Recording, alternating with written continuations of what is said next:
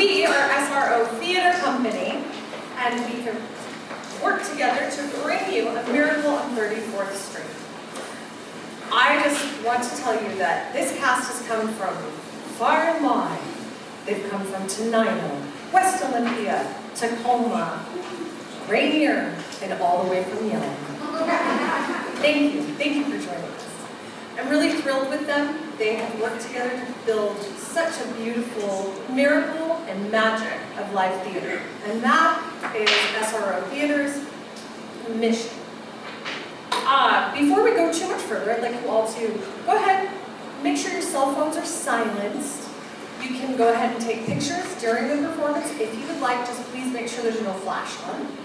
And also, I want to introduce myself. My name is Dawn Amelia Young.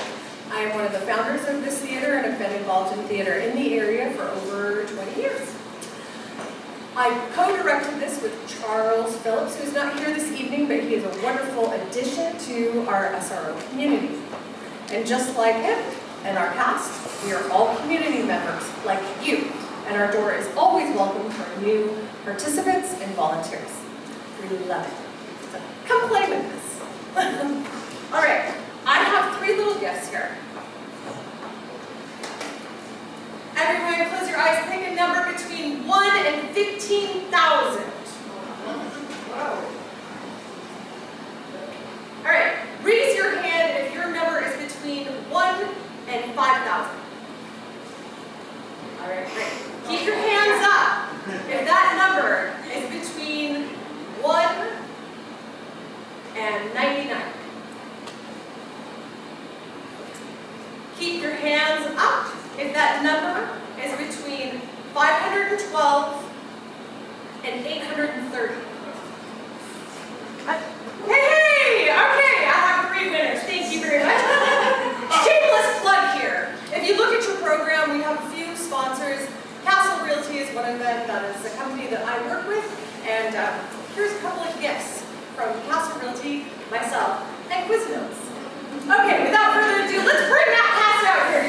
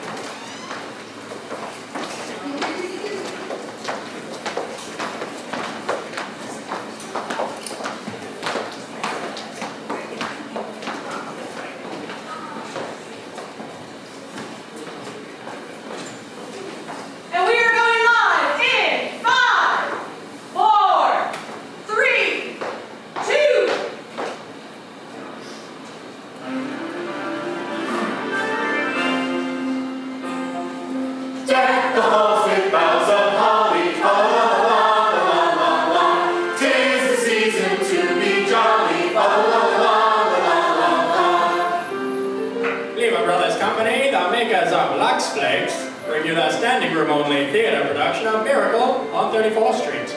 Ladies and gentlemen, your producer, Mr. William Keeley. Greetings from Yelmwood, ladies and gentlemen.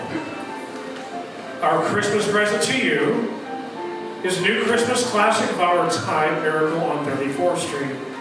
It's wrapped in a gay covering of laughter, tied with a bright ribbon of good humor, and decorated with the 3 sparkling stars of this SRO production, Andrea Gordon, Noah Mackenzie Sullivan, and Charles Babbler. This is a wonderful story for the whole family, and perhaps some families may be gathered around the Christmas tree as they listen. Others will be putting up this happy sign of the season in a few days with lights and ornaments and the shining snow that can be made with Lux flakes. Later, we'll tell you how to do this with Lux. But right now, it's curtain time for the play that proves there is a Santa Claus.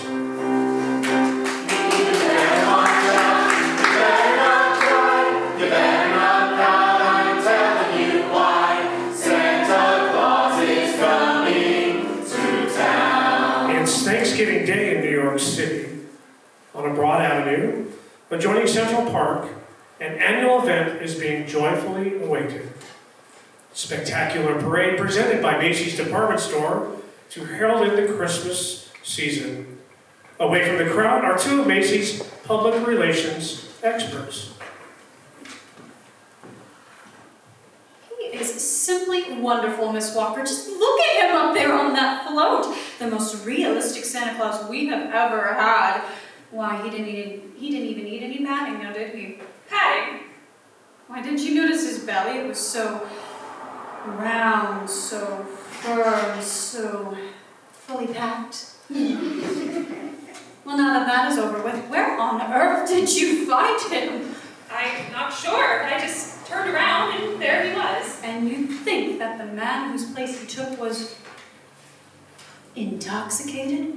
With a breath that could knock over a reindeer. Oh, imagine if Mr. Macy had seen him. What if Mr. Gimbals had seen him? Competition between our two stores is tough enough.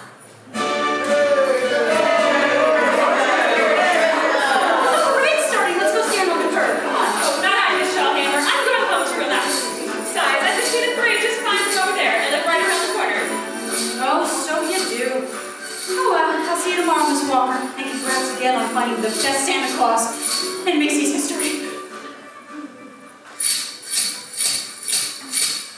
It certainly is a wonderful parade, Susan. Just look at the size of that clown. Gosh, what a giant.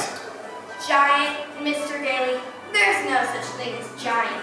Well, not now maybe, but in olden days I think Really? Mr. Daly? Are you a liar? Well, what about the giant that Jack killed? You know, Jack and the Beanstalk. Everybody knows that's a fairy tale, and I agree with my mother. Fairy tales are silly. Come in. Good afternoon. I'm Susan's mother. My maid said... Oh, hello, Mother. I'm watching the parade.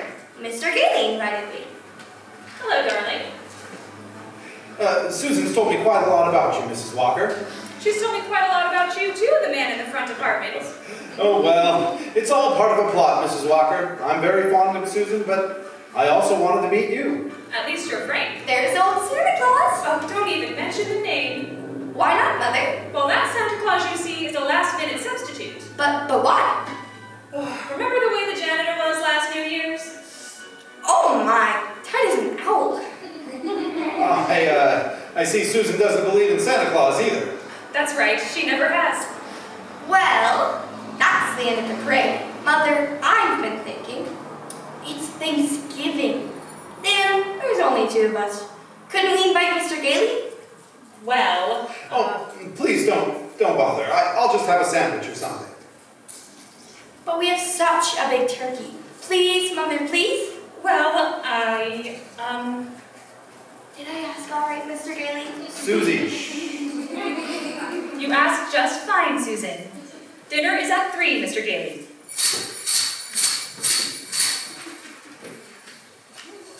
Hello, Mrs. Walker. Yes, Miss Shellhammer. Your maid said that you were at Thanksgiving dinner, but I just had to tell you that your Santa Claus was stupendous. Well, thank you. Mr. Macy wants him to be the head of our toy department this year. Oh, fine. Can you hire him? I already have. He is a born salesman. I just feel it. Good. We'll talk in the morning. Thanks for calling, Miss Shellhammer.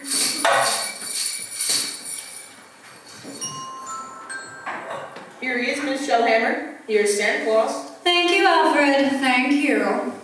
Good morning, Santa Claus. Good morning. Now, before you go to the toy department, here is a list of toys that we have to push. You know, things we're overstocked on. Now, you'll find that a great many children will be completely undecided as to what they want for Christmas, and when that happens, you immediately suggest one of those items. Do you understand? I certainly do. That's fine, just fine. Now take the list there, and Alfred will show you to your throne in the toy department. And don't you forget that you are working for Macy's.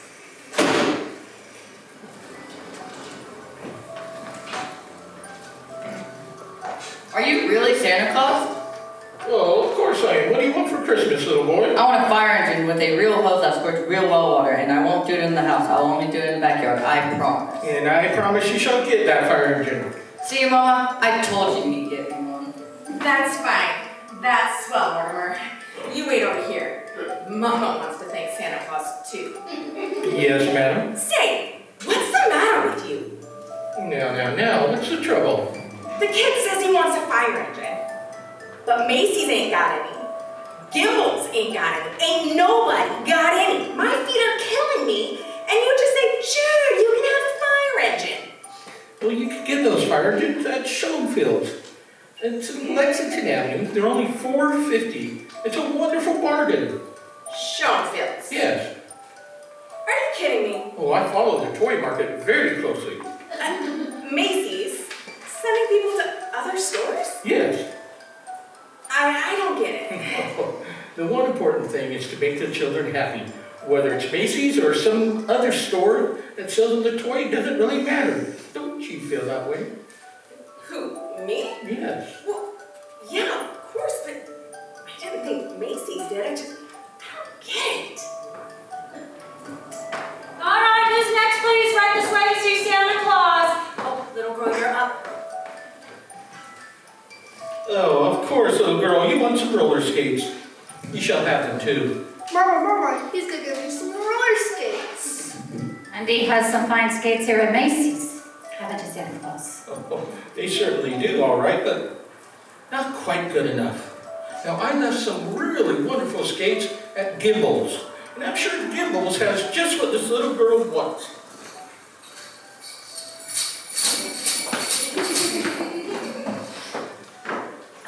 Miss Shellhammer? Are you Miss Shellhammer? Gimbals. Is that what he just said? Gimbals? The sales lady back there. She told me I should come and talk to you. Gimbals?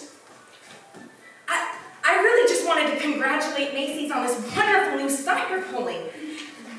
Gimbals? Imagine a big store like Macy's putting the spirit of Christmas ahead of commercial.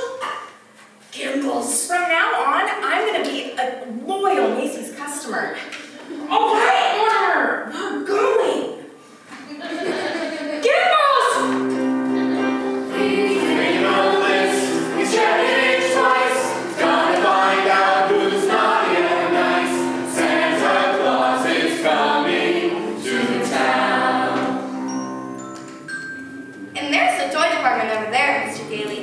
You sure know all about Macy's, don't you, Susan? Well, that's because my mother works here. But I still think it's silly bringing me here to see Santa Claus. Well, I just feel that when you talk to him, you might... Oh, gee, Mr. Gailey, I'm certainly willing to try.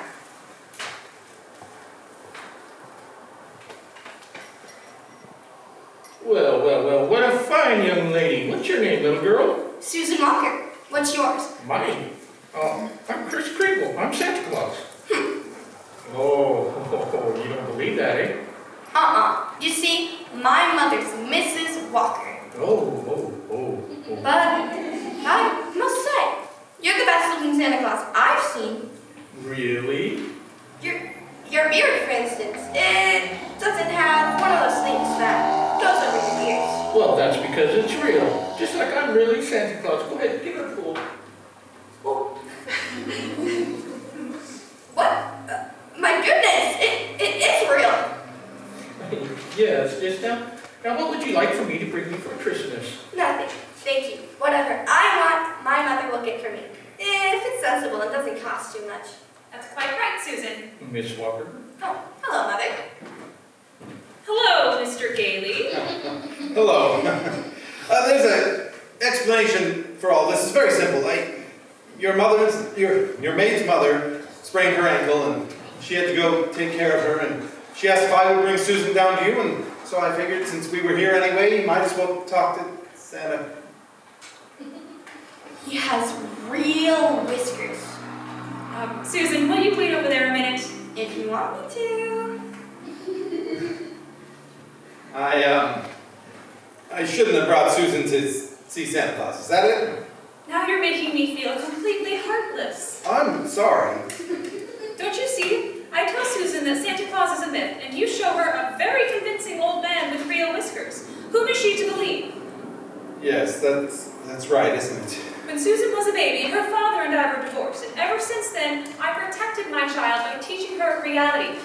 If you don't believe in fairy tales and fantasy, you can never be hurt or disillusioned. We were talking about Susie, right, Mrs. Walker? And I must ask you to let me raise her as I see fit. All right, dear, this door is going to close soon. We'll run along to my office. Well, Alfred said you wanted to see me, Mrs. Walker. Oh, yes, come in. I'd be grateful if you could please tell Susan that you're not really Santa Claus, that there really is no such person. Miss Walker, not only is there such a person, but here I am to prove it. No, you misunderstand. I want you to tell her the truth. Now, what's your real name? Chris Kringle, and I always tell the truth. Well, Susan, I bet you're in the first grade. Second grade. I mean your real name. That is my real name. Susan, the second grade? My goodness. Very well. I have your employment card right here. I can look it up on that. That's a very cute dress you got on, Susan. It's from Macy's. We get 10% off. Oh? So, you always tell the truth, do you? Mm-hmm. Look at your employment card. Name, Chris Kringle. Address, Brooks Memorial Home, Great Neck, Long Island. You may call there if you wish to confirm, Miss Walker. It's a home for the elderly gentleman. Would you also like to confirm this? What's that? Date of birth. As old as my tongue and a bit older than my teeth. Place of birth, North Pole. Now really. Why, I believe you doubt me, Mrs. Walker. And this tops everything. Next of kin. Oh, that. Dasher, Dancer, Prancer, and Vixen. I'm afraid I have to do this, Mr. Kringle. But the Santa Claus we had 2 years ago is back in town, and I feel as though we owe it to him to, Have I done something wrong? No, it's just that, we feel that, excuse me. Hello? Miss Walker, this is Miss Shellhammer. Drop whatever it is you're doing. Mr. Macy wants to see us in his office immediately. Oh, I'll be right out. I'm afraid I'll have to be very abrupt with you. I have to see Mr. Macy. You'll be paid for the full week, Mr. Kringle, and I'll send your check to that address. He sees you when you're sleeping. He knows when you're awake. He knows if you've been bad or good, so be good for goodness sake. Come in, Mrs. Walker, Ms. Shellhammer. Thank you, Mr. Macy. Now, about this new policy you two initiated.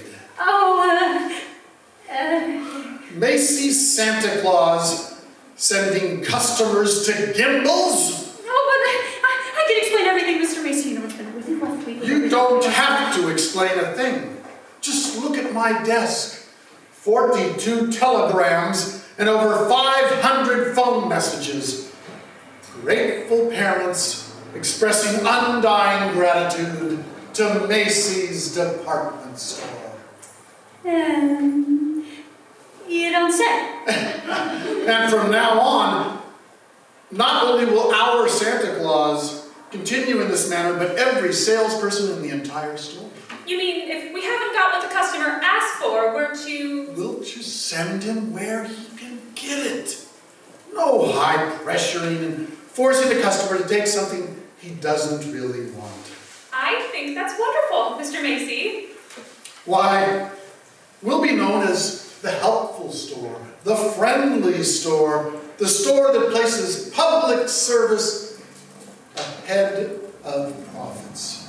And consequently, we'll make more profits than ever. Now, Mrs. Walker, Ms. Shellhammer, you'll find a more practical expression of my gratitude in your Christmas envelopes. Oh, thank you. Thank you. And tell that wonderful Santa Claus that I won't forget him either.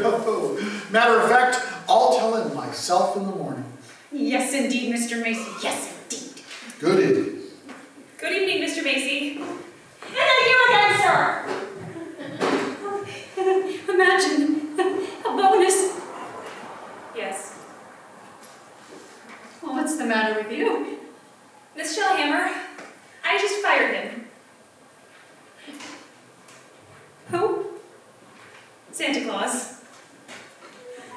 Oh, no, you couldn't have! But I did. He's crazy, Miss Shellhammer. He thinks he really is Santa Claus. I don't care if he thinks that he's the Easter Bunny. You need to go find him. You better watch out. You better not cry. You better not pout. I'll tell you why. Santa Claus is coming to town. Act 2 of Miracle on 34th Street will continue in a moment.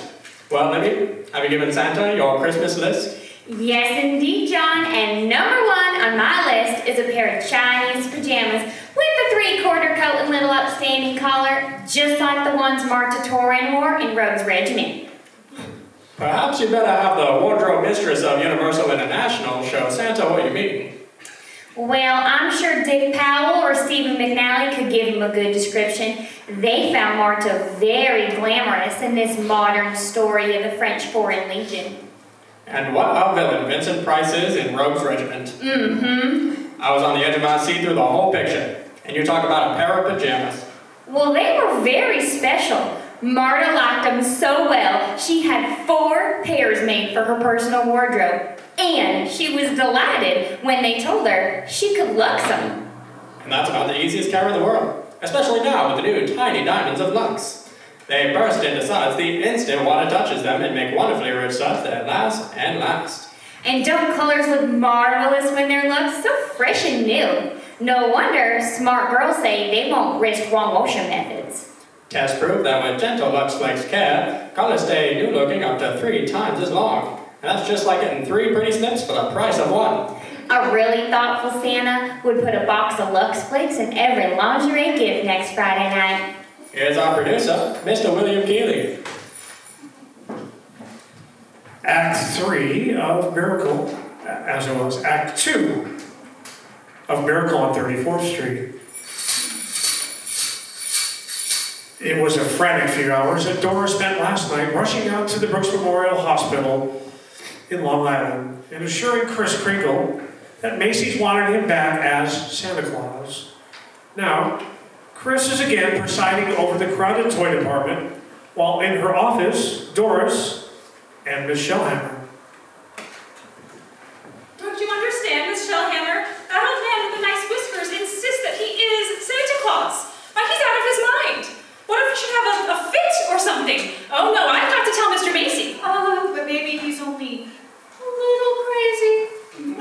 And anyway, we can't be sure until he is properly examined, so we'll just send him over to Mr. Sawyer. Sawyer? Mr. Sawyer, personnel. He is hired to examine employees, is he not? And now, I just gotta know, what do you think of this? What is it? Well, it is a full-page ad that Macy's is running in tomorrow's newspaper. Macy's is running it? But it's all about the other stores, Gimbals, and I know. It was Mr. Macy's idea so our customers can find what it is that they need. Revolting, isn't it? That Santa Claus certainly has started something. Well, I'll get a hold of him on his lunch hour and send him up to Mr. Sawyer. It's beginning to look a lot like Christmas everywhere you go. So I changed my clothes, Mr. Sawyer, and I came right up. Well, and that's your own beard, huh? Oh, yes, yes. What an interesting complex you got in the back of there. Why'd you carry a cane? I always carry a cane, Mr. Sawyer. I made this one out of a runner from one of my old sleighs. What's that? What's that? Oh, with the fine silver top. Who was the first president of the United States? Oh, give me a difficult one like, who was the vice president under James Monroe? I'm conducting this examination. The answer was Daniel D. Tompkins. Mr. Sawyer, you're a rather nervous man, aren't you? Huh? Tell me, do you get enough sleep? My personal habits are of no concern of yours. Now, what hand am I holding up? Right hand. How many fingers do you see? 3. Oh dear, you bite your nails too. Feet together, arms extended. Muscular coordination tests? I've taken dozens of these. Tell me, Mr. Sawyer, do you get enough? Are you happy at home? What? That will be all, Mr. Pringle. This examination is over. Thank you. Miss Potter, and it may interest you to know, I've been happily married for 22 years. Very happily married. I'm delighted to hear, Mr. Sawyer. Go ahead. Miss Paul! Yes, sir? Get Miss Walker on the line. Yes, sir, but your wife, Mr. Sawyer, she's called 4 times already. You tell my big, fat wife to shut up and mind her own business. Here's Mrs. Walker, sir. Hello. Oh, I was just going to call you, Mr. Sawyer. Oh? There's a Dr. Pierce stopping by this afternoon after 3. Who's Dr. Pierce? She's a physician at the Brooks home. I thought we may discuss Mr. Kringle's case with her. Well, there's hardly a point in discussing it, Miss Walker. Obviously, the old man should be discharged. So, Dr. Pierce, Mr. Kringle should be dismissed immediately and sent to a mental institution. Oh, now just a minute, And he's Mr. Sawyer. deluded, saying he's Santa Claus. It's a delusion for good. I found he only wants to be friendly and hopeful. His whole manner suggests aggressiveness. Look at the way he carries that cane. Miss Walker, naturally I can't discharge that loony, so when he exhibits his maniacal tendencies, please realize the responsibility is completely yours! Well, I'm right back to where I started. Mrs. Walker, I assure you, Chris Kringle has no maniacal tendencies. But if there's the slightest chance of him causing any trouble... What trouble? All that needs to happen is a policeman ask him his name, Chris Kringle, clang clang, Macy Santa Claus ends up in the psychopathic ward. Well, you can prevent that very simply. There must be someone who works here at the store who could rent him a room. Then they could come to work together. I would just assume he avoid that long train ride from Long Island anyway. You mean sort of take custody of him? That's right. Do you think Mr. Kringle would agree to that? I'm sure he'll agree. Well, in that case, let me see. Who do I know that could rent him a room? I'm glad you're going to have dinner with us, Mr. Kringle. Oh, thank you, Susan. I'm also very glad you're going to stay next door with Mr. Gailey. Oh, why that? Because you're nice to talk to. Oh, I say, what a fine young man that Mr. Gailey is, eh? I mean, just think, allowing me to share his apartment, a mere stranger. He did it because my mother hinted to him. Oh, well, I'm very grateful anyways. Shall I tell you what I did in school today? Oh, by all means, any games? Yes, and a very silly game, too. Oh? They played sick. Oh, but Susan, they were just pretending. But that's what makes the game so silly. Oh, well, in order to play games, you need imagination. That's when you see things that aren't really there, huh? Yes, but you see, to me, imagination is a place all by itself. Now, you've heard of the French nation? And the British nation? Yes. Well, this is the imagination. It's a very interesting place, too. Now, how would you like to be able to make snowballs in the summertime? What?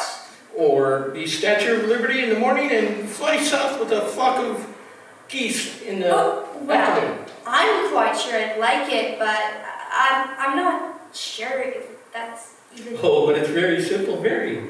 Well, anyways, look here. The next time they play zoo, you could be a monkey. But I don't know how to be a monkey. Oh, well, don't worry, I'll show you. Well, first you want to lean over a little bit like this, see? Like this? Yes, and you want your arms to hang loose like this, see? Yeah, oh, that's fine, yes. Now you want to bring your arm up here like this, see? Yes, and then you want to start scratching. Scratching? Yes, scratching. And then start to chatter.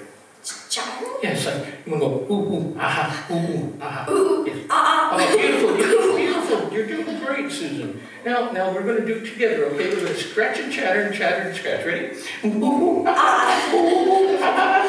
Fine, you're doing beautifully, Susan. I'm dreaming.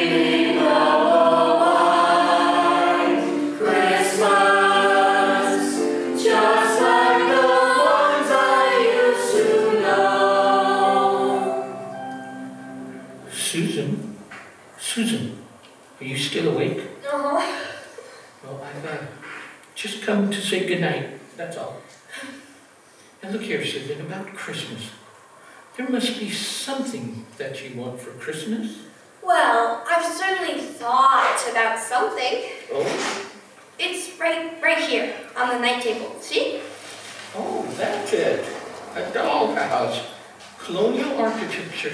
Oh, not a doll's house. A real house. A real house? Yes. And if you're really Santa Claus, you can get it for me. Now, wait a minute, Susie. What could you possibly do with a real house? Living in with my mother and in a backyard with a big tree to put a swing on and a garden and a... well, why even discuss it? Susie, could I keep this just in case? I guess so. Thank you. Mr. Cayley's waiting for me, so I'm going to go ahead and say goodnight, Monkey. Good night, Mr. Kringle.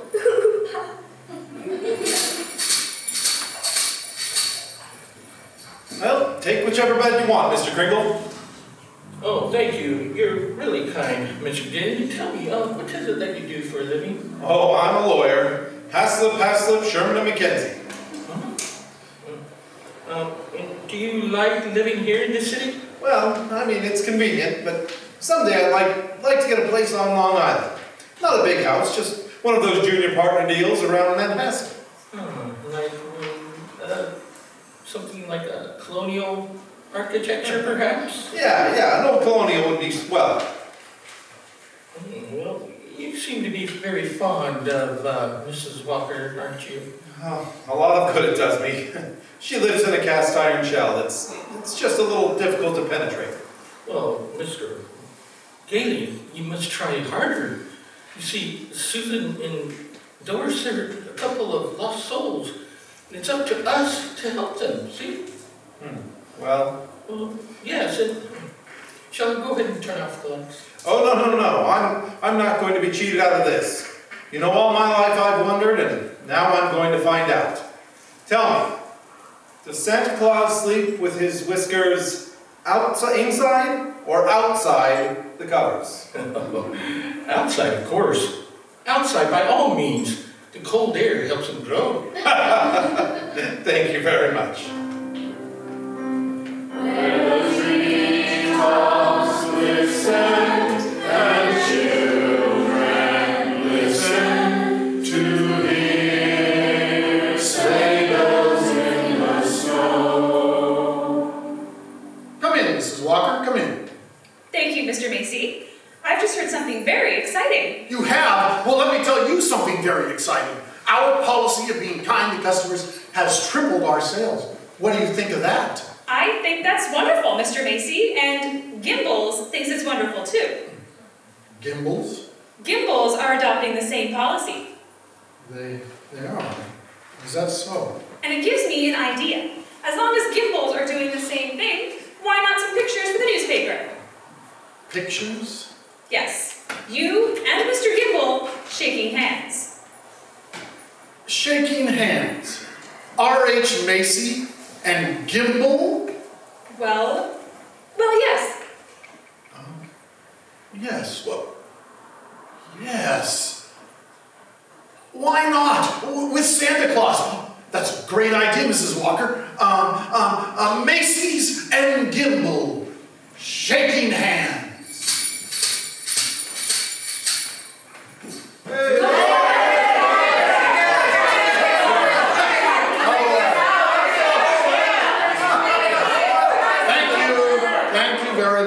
Thank you. Well, Mr. Gimbal? Come on, RH. Now we'll go down to Gimbals and get some really good pictures. Just a minute. I have something here for Santa Claus. Here you are, Mr. Kringle. A check in appreciation for all that you've done. Mr. Macy, that's most kind of you. I didn't know you were that generous, RH. That's quite a check. What are you going to do with it, Mr. Kringle? Well, you see, I have a friend, a Dr. Pierce. She needs a new x-ray machine. Oh, buy the machine through the store. 10% discount. Nonsense. Come on over to Gimbel's. We'll furnish it at cost. Oh, keep it up, gentlemen, keep it up. At this rate, she'll have a whole new hospital.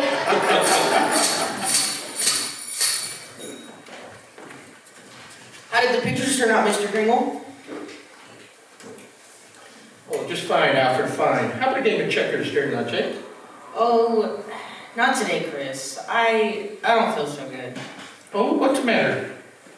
Oh, nothing much. Remember I was telling you I like to give out packages at the Y to the little kids? Yeah. Well, I was telling Mr. Sawyer about it, and he says that's very bad, and that psychologically, it's all wrong. Oh, to be nice to children? Well, he says guys who play Santa Claus only ever did it because when they were young, they did something bad, and now they're doing something good to make up for it. See? It's what he calls a guilt complex.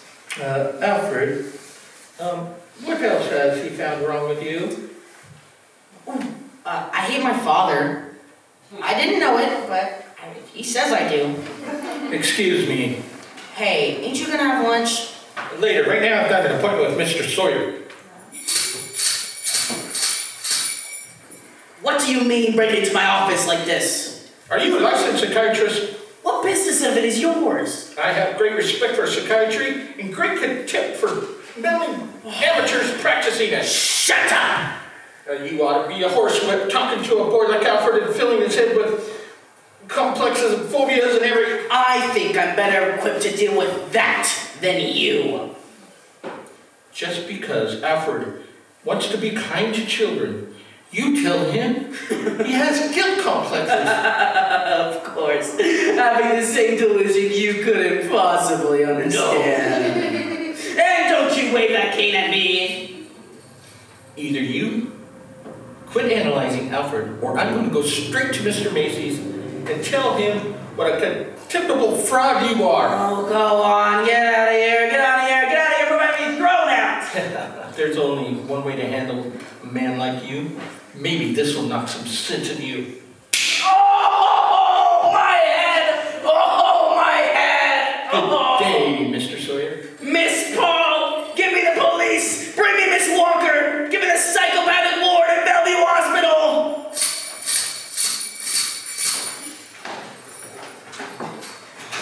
Mr. Gailey, you can see Mr. Kringle now. Thank you, nurse. Hello, Chris. Hello, Fred. Chris, I've been speaking with the doctors. They've said they've given you some tests. Oh, yes. Same old test. But this time you failed to pass them. Chris, you deliberately failed. Why? Why? Well, I had such great hopes, Fred. Well, I was beginning to believe that Miss Walker was beginning to believe in me. And now, I found out she's only doing it because she's only... But this wasn't Doris's idea at all. Mr. Sawyer sent you here before she even knew what was happening. Why didn't she come to me and explain things to me? Because she didn't want to hurt you, Chris. Oh, well, it's not just Miss Walker. Take Mr. Sawyer. He's contemptible, he's dishonest, he's deceitful, and yet he's out there and I'm in here.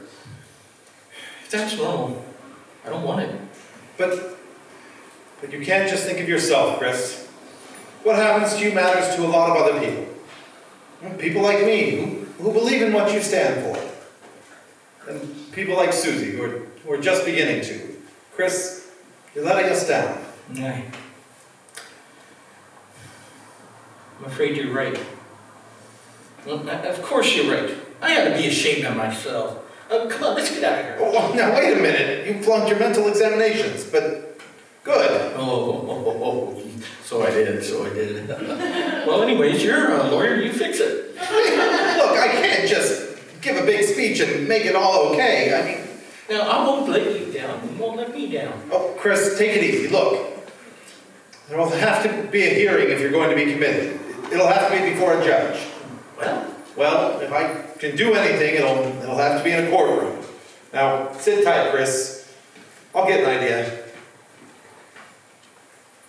I have to get an idea.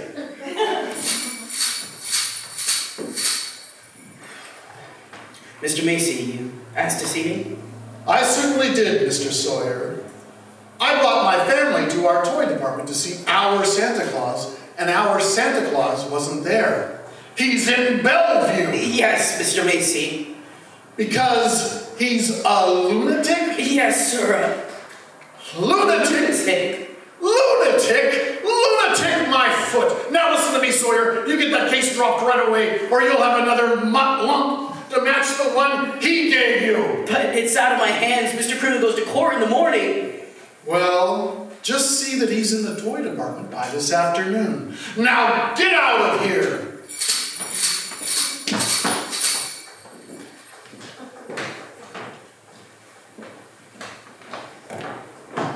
Oh, Mr. Gailey. Mr. Gailey.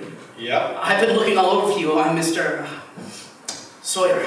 Oh, so you're Sawyer. Yes. I was just speaking to the court clerk, and they said that you represent Mr. Kringle. I represent Mr. Macy. Well, I'll see you in court. No. That's just what I wanted to speak to you about. You see, Mr. Macy would like to drop the whole case right now. We're most anxious to avoid any publicity. No publicity, huh? Well, that's very interesting. Then you'll cooperate? You know something, Sawyer? You've just given me the idea I've been looking for. Oh, good.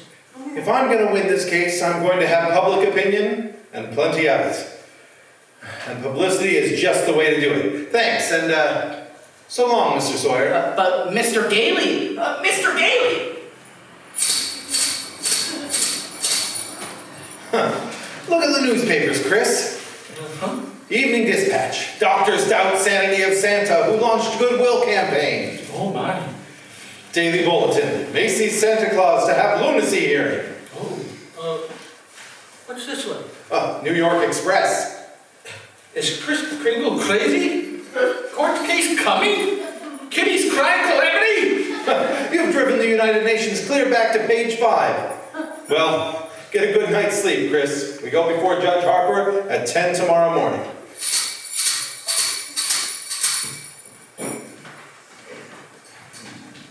We pause now for station identification. This is CBS, the Columbia Broadcasting System. And we're out! Thank you all so much.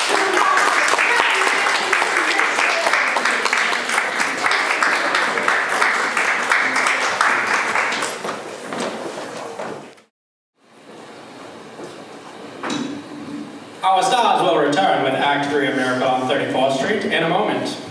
When a new play signs a contract with 20th Century Fox, she soon gets acquainted with Miss Helena Sorrell, head dramatic coach. Helena, you like to watch your pupils perform in a motion picture? Oh, of course, John, because I take a personal interest in them. I'm especially proud of Betty Grable and her new picture, When My Baby Smiles at Me. Well, Betty's become a real fine dramatic actress. She certainly has. She and Dan Daly are magnificent as a couple of vaudeville hovers. And Betty's costumes in When My Baby Smiles at Me gave me a thrill, and I was amazed at how many things the wardrobe department washed with Lux Flakes.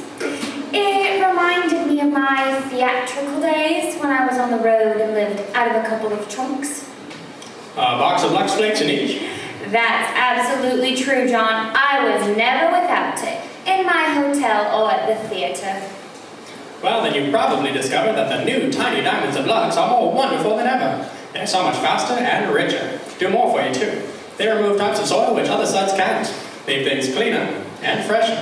And Lux Flakes keeps colors lovely. You're right there. That's why it's foolish to risk wrong washing methods that may fade colors. Actual tests show that with gentle Lux Flakes care, colors stay lovely up to 3 times as long. And that's a good tip for girls who get nice blouses and sweaters for Christmas. Right you are. And thank you for coming tonight, Helena Sorrell. We return you now to William Keeley. As the curtain rises on the third act of Miracle on 34th Street, starring Andrea Gordon as Doris, Noah Mackenzie Sullivan as Fred, and Charles Babler as Chris Kringle. For a few weeks, a jolly elderly man named Chris Kringle has been working minor miracles as Macy's Santa Claus. But now, his sanity has been seriously questioned. And in a crowded courtroom, Judge Harper listens patiently as the Assistant District Attorney summons Chris to the witness stand.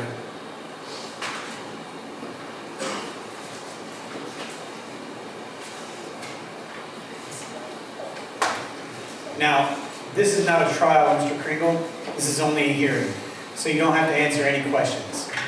Now then, where do you live, please? Well, it seems to me that that's what this hearing shall decide, won't it? Mr. Kringle.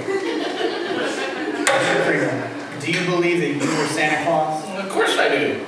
That's all, Your Honor. The state rests. Well, Mr. Gaylor?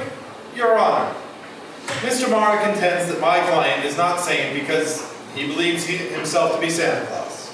Yeah, that's an entirely logical conclusion. Your Honor, I'm sure all these fine people would agree that anybody who thinks they're Santa Claus is crazy.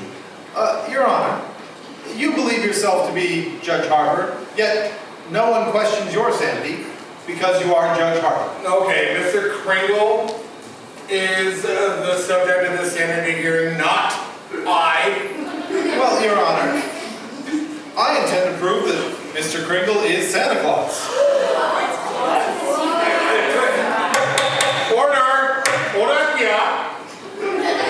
Mr. Mara. Yes, sir. I thought you said this was a cut and dry sanity hearing. I thought it was.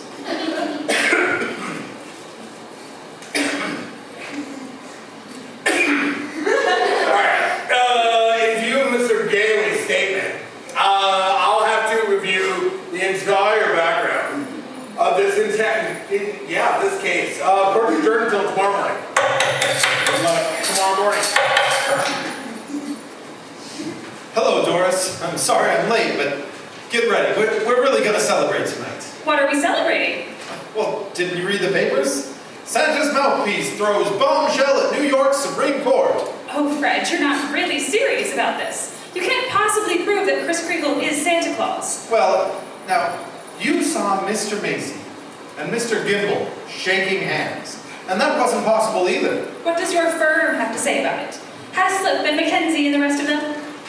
But I've, jeopardized their prestige, and either I drop this impossible case or they'll drop me. See? So, I beat them to it. I quit. Fred, you threw away a career because of a sentimental whim? Well, I'll open my own office. And what kind of clients will you get? Oh, probably a lot of people like Chris who are being pushed around. That's the only fun in law anyway. Doris, look, don't you have any faith in me at all? It's not a question of faith. It's a question of common sense. But faith is believing in things even when common sense tells you not to. It's not just Chris that's on trial, it's everything he stands for, like human kindness, and love, and dignity. Fred, listen to me. We've seen each other a lot these past couple of weeks, and, well, I've become fond of you. We've talked about some wonderful plans, haven't we? Then you go into this. Go on an idealistic binge, throw away your security, and expect me to be happy about it. And I expect too much, is that it? Well, that's that, I guess. Good night, darling.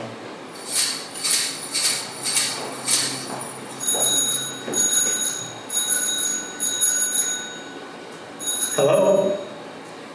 Yes, this is Mr. Marr. Who's been subpoenaed? How do you think it makes me feel? Fine, I'll talk to you tomorrow. Who's that, dear? R.H. Macy's been subpoenaed. Oh, my. Those reporters, they make me out to be some sadistic monster who'd like nothing better than to drown kittens or pull the wings off of butterflies. Oh, be quiet, dear. Tommy's still awake. Oh, yeah. It'd It'd just break his heart if he knew what his daddy was doing. I'm doing my job as assistant district attorney. Well, I'm not so sure I agree with you. Mr. Kringle seems like a very nice old man, and I don't see why you have to keep persecuting him. I'm not persecuting him, I'm prosecuting him. Look, I like the old man too. There's nothing I can do about it. You know something, Thomas? What's that here? Sometimes I wish I had married a butcher. Or a plumber. Well, if I lose this case, you might get your wish. R.H. Macy. I wonder what he's going to pull tomorrow.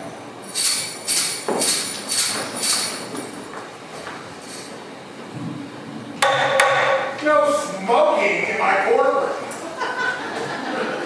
And Libby, as a Southern belle, I expected better. No advertising. Proceed with witness, Miss Mary. Now then, Mr. Mason, if you recognize the defendant, please tell us who he is. Why, Kris Kringle, of course. And do you believe him to be of sound mind? Sound mind? I wish I had a dozen like him. Mr. Mason, may I remind you, you are under oath. Do you believe that man is Santa Claus?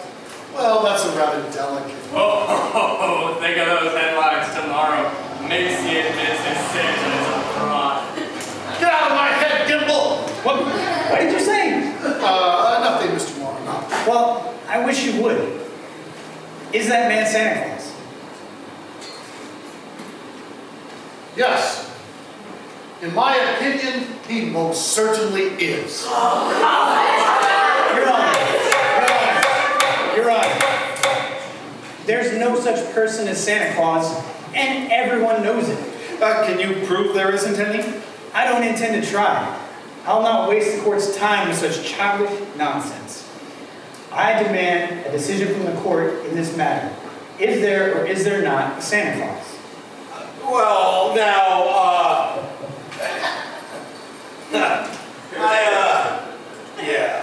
the court's going to take a short recess to consider this question. Your Honor.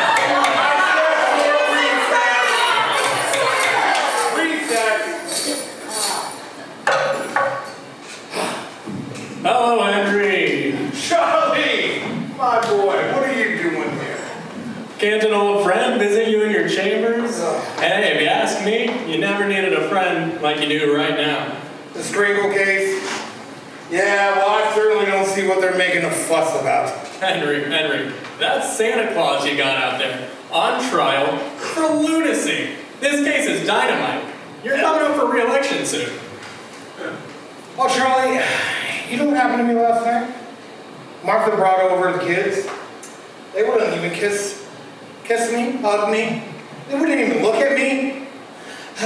Well, you see what I mean. You go out there, you rule that there's no Santa Claus, and hey, you better start looking for that chicken farm right now. But I'm a responsible judge. How can I honestly rule that there is a Santa Claus? Henry, you gotta think about what happens if you don't. Kids read about it, they don't hang up their stockings, and what happens to the toys that are supposed to be in those stockings? Nobody buys them. The toy manufacturers have to lay off employees. By now, you've got the AFL and the CIO against you. And they're gonna say it with votes, see? And the department stores, they're gonna love you. And what about the Salvation Army? They got Santa Claus on every street corner. They bring in a lot of money to help the poor. But hey, go ahead, Henry. You go out there and you rule that there's no Santa Claus. But if you do, you can count on just 2 votes. Your own, and that district attorney's out there. 1 vote, Charlie. That guy's a Republican. Let's get this over with.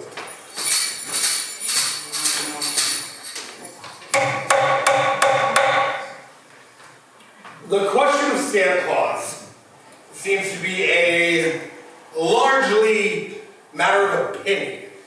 The tradition of American justice demands a broad and unprejudiced view of such a controversial matter. But Your Honor. This court, therefore, will keep its mind open. And we shall ask for evidence on either side. But the burden of proof clearly rests on my opponent. Can he provide authoritative evidence that Kris Kringle is the one and only Santa Claus? If Your Honor pleases, I can. Will Thomas Mara take the stand? Me? No, Thomas Mara Jr. I believe he and his mother are both in court today. Hi, Papa. Hi. Tommy, do you believe in Santa Claus? I sure do. Gosh, he gave me a brand new sled last year.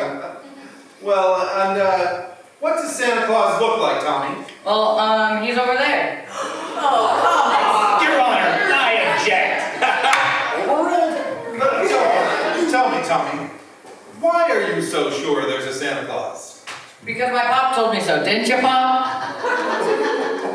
Thank you, Tommy. You can go back to your mother now. Don't forget, Santa, this year I want a new football helmet.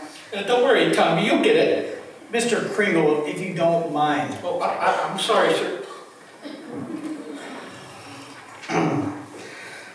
Okay, Your Honor. The state of New York concedes the existence of a Santa Claus.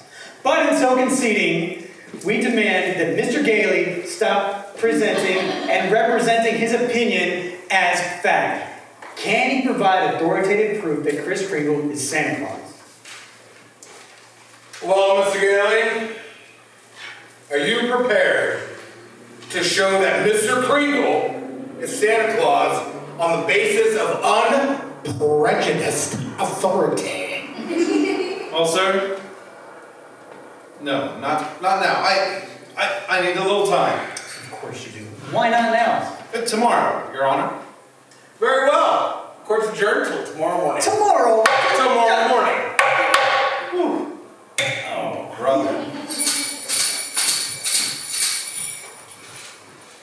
Come now, Susan dear, finish your supper. But I can't, Mother. All those things they're saying in the papers about Mr. Kringle and Mr. Gailey. They're having this trial because he says he's Santa Claus. He's so kind and nice and jolly. He's not like anyone I've ever known. He must be Santa Claus. You know something? I think perhaps you're right. Is Mr. Kringle sad now, Mother? I'm afraid he must be. Then I'll write him a letter. Maybe that'll make him feel better. I'll cheer him up.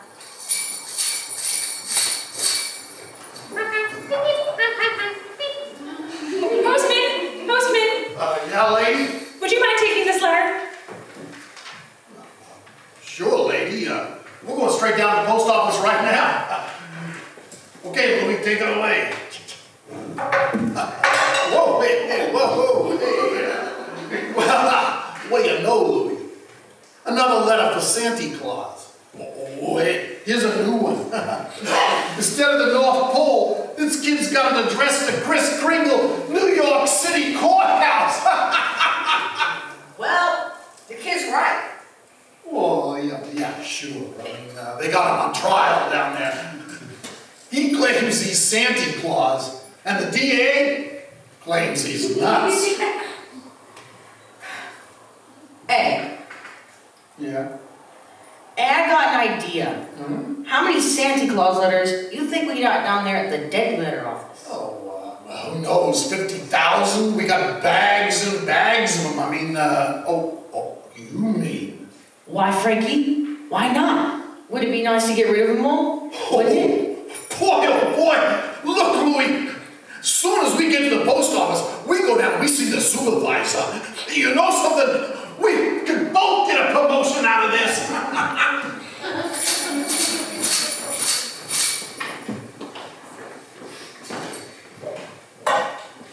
And since the defense has failed to submit one shred of proof that Kris Kringle is the one and only Santa Claus, and since tonight is Christmas Eve, I move for immediate termination of this hearing. I protest. I do have evidence. 5 minutes ago you said you didn't. Well, during Mr. Morrow's oration, the bailiff handed my client the evidence I referred to. What evidence? Letter, Your Honor. Yes, Mr. Kringle? It's for Susan Walker. She believes in me. She believes in me. It means more to me than anything in the world. That letter, Your Honor, was delivered by the United States Post Office, an official agency of the federal government. The Post Office Department is one of the largest business firms in the world. Last year, they did a gross volume of over $1 billion, and this year... Your Honor, I'm sure we're all gratified that the Post Office is getting along so well. But what bearing has it on the sanity of that man? My point is that the Post Office Department is a model of efficiency. Furthermore, the laws of this country make it a criminal offense to willfully misdirect, mail, or intentionally deliver to the wrong person. The state of New York is second to none in its admiration for the Post Office Department. We're happy to concede Mr. Gailey's... For the record, Mr. Morrow? Yes, for the record. Anything to get on with this case. Thank you, Your Honor. That letter just received by Mr. Kringle is positive proof that One letter is hardly positive proof. I have further exhibits, Your Honor, but I hesitate to produce them. No, come, Mr. Gailey. Put them right here on my desk. But, Your Honor, I really... I said, put them right here on my desk. All right, boys, bring them in. Your Honor. Empty those mail sacks on Judge Harper's desk. Bring them all in or be fined for contempt of court. Now, just 1 second here. We'll do it, Your Honor. Through rain, through sleet, through courtrooms, anything. We deliver. Mr. Gailey! Your Honor, every one of those letters in every one of those mail sacks is addressed to Santa Claus. The post office delivered them. Therefore, the Post Office Department recognizes Kris Kringle to be the one and only Santa Claus.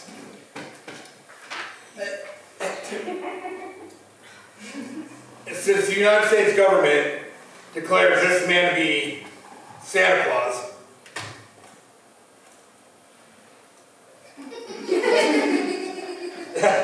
this court will not dispute cases. And for heaven's sake, get this mail off my courtroom.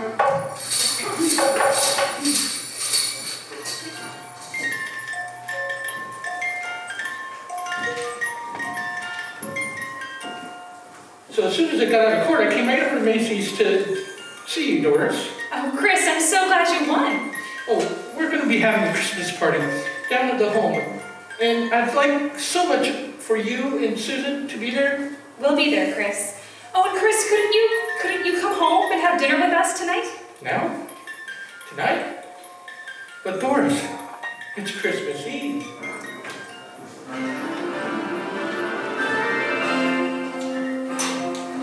Deck the halls with boughs of holly, fa la la la la la la. 'Tis the season to be jolly, fa la la la la la. Alfred, look who's here. Look who came all the way to our home for the Christmas party.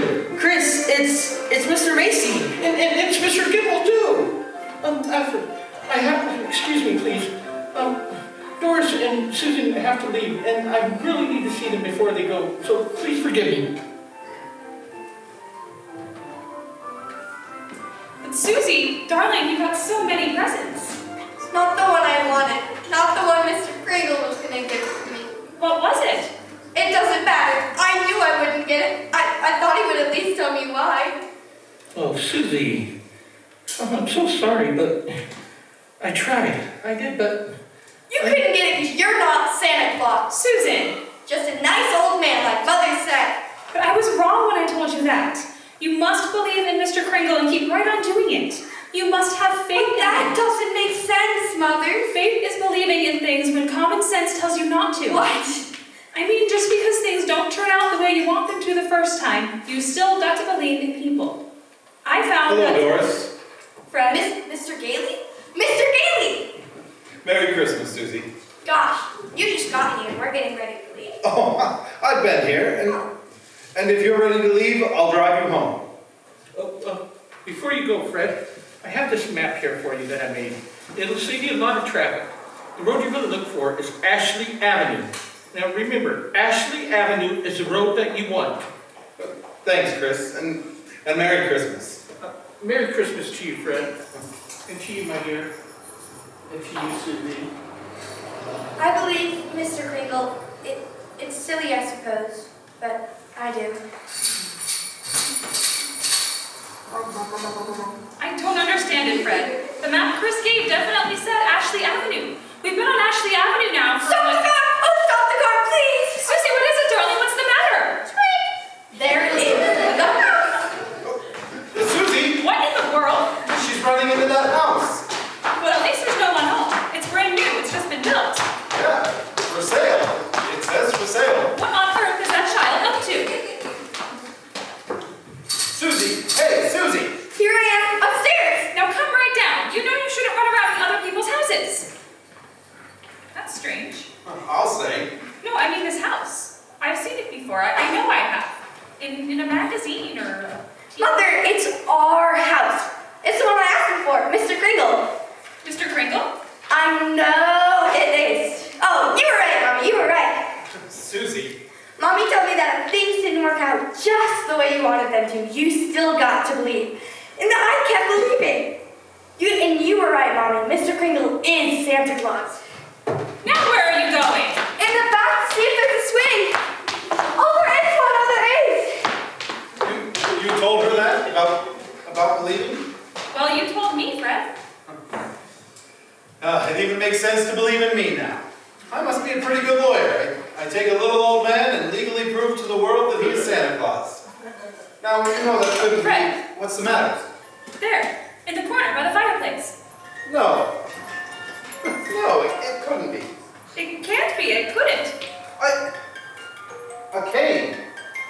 Chris's cane. There couldn't be two canes like this anywhere in the world. Silver handle and all. Hey, you know something? Maybe I didn't do such a wonderful thing after all.